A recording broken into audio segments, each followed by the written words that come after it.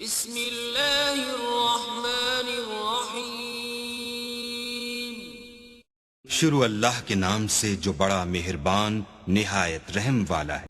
ایک مرتبہ اللہ کے رسول سے پوچھا گیا، یا رسول اللہ، جنت میں آپ کے ساتھ سب سے قریب کون سا انسان ہوگا؟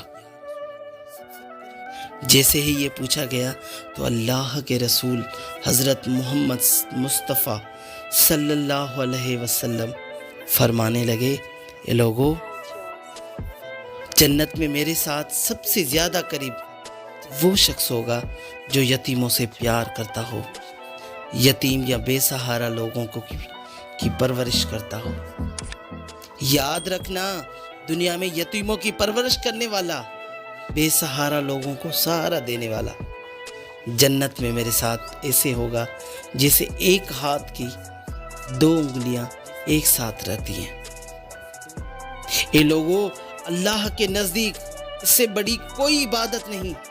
ایک انسان دوسرے انسان کی مدد کرے، اس کا خیال رکھے، کسی دوسرے کو سہارا دے۔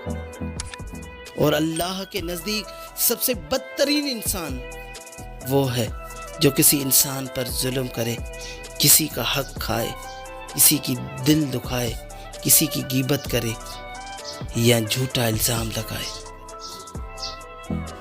اے میرے مالک،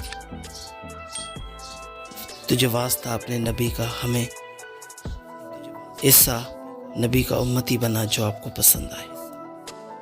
بہت شکریہ دوستو، اگر آپ کو یہ ویڈیو پسند آئی تو آپ سب سے گزارش ہے کہ اس ویڈیو کو لائک کریں اور شیئر کریں۔